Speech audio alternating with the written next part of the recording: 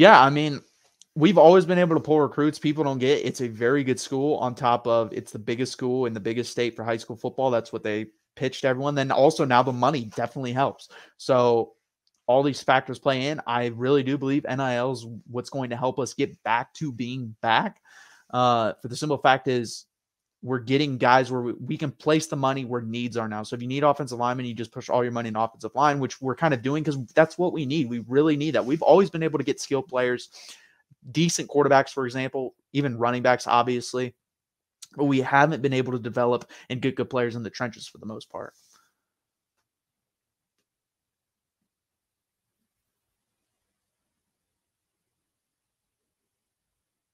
Yeah, they play Pitt. That'll be very fun. They hate each other.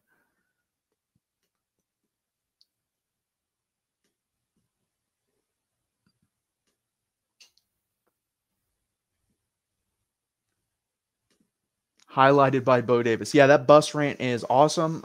It's funny because whoever released that was definitely looking for sympathy on the Texas team. They got none because that's how every fan felt, and that's how they should feel. Like you're playing college football at the University of Texas, and they're going to treat you like that when you act childish and take videos and not care. Guess what? You're going to get called out like a coach should do. A coach should hold you responsible, and he did that. And there's nothing more we can ask for. And we finally got that in this program. For the longest time, I didn't think Charlie Strong did hold players accountable.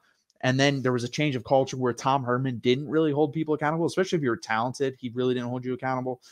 And now we've got a nice blend. But the thing is, he wasn't close with this team. Now we've got a nice blend of holding you accountable. It's more like a father figure in your team with Steve Sarkisian. He's not going to pass you in the hallway and not say hi, stuff like that. Like if you weren't a good player under Tom Herman, he treated you like, guess what? You're not worth my time, which is a really shitty thing to do because you recruited them and they are worth your time.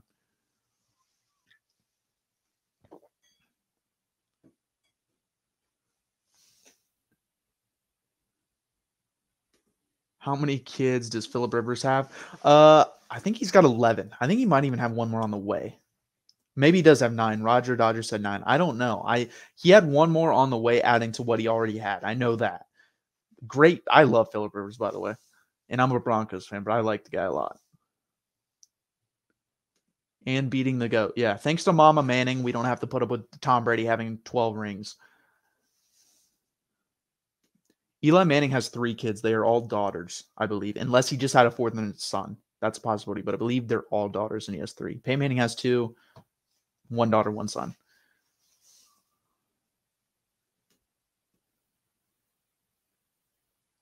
Might be. Hey, I gotta have some faith. I think the spread was set at 16.5. I think that's fair. I really do. I think it's gonna stay within 17. I fully believe that. People don't realize how hot it gets in Austin. And look, one of the 3 best college football teams of all time, LSU, came in and only beat us by 7. And we were a 3rd and 17 from getting the ball away, tying that game and going into overtime. And heat will play a factor. Texas heat, I mean, it's going to be 100 plus degrees on the field, guys. So that will play a factor, especially if we can keep the ball and keep the defense of Alabama out on the field. John Elway or Peyton Manning? Great question to ask me. I'm actually a Broncos fan. I obviously too young to watch John Elway. I think pure talent, John Elway. But if I need a quarterback for a whole season and not just like talent competition, I'm taking Peyton Manning.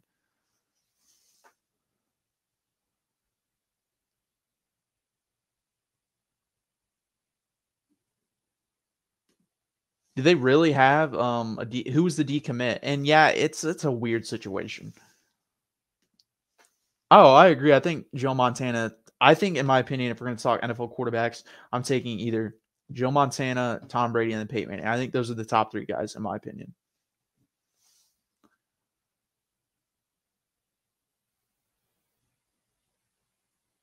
I would love to have any of those daughters playing QB. Yeah, they don't really have a quarterback. They're always a team where if they got a quarterback, would they be any better? I ask that because do they actually have an offensive system or would they just hand the ball off 35 times a game and run that little stupid bootleg tight end play? Like, or would they actually develop an offense with a good quarterback? That's a really good question. Aaron Rodgers. No, okay. No, we've gone too far now. Aaron Rodgers is a diva. I don't even want to talk about that man.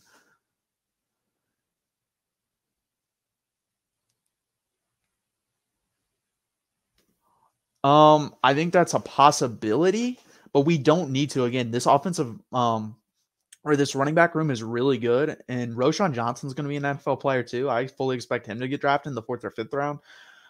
So I think there's Terrence Brooks really good. I don't think Jaden Blue, who's a high 4-star recruit and didn't play his last year of high school football, is going to play much this year. But I fully expect I think Bijan will get 70 to 75% of the carries, and then Roshan will probably get 20%, and then Terrence Brooks will probably get another 5, maybe 10% max. But yeah, I fully expect Bijan to get a lot of carries. Hopefully more passing, because the guy is dynamic, catching the ball out of the backfield. When you throw him in the slot versus a linebacker, he's unguardable, and we didn't do that enough last year, so I'm hoping for more of that. I'm guessing you're talking the playoff. I personally like 10. I like 10 with 2 buys, and then 3 plays 8, 4 plays 7, 5 plays 6. That's what I like. I think that fits perfectly. I think you have your 5 conferences. Winners get in from each one. I think you pick one group of 5 team, the best one, that's 6, and you pick 4 other spots. I think it should be that easy.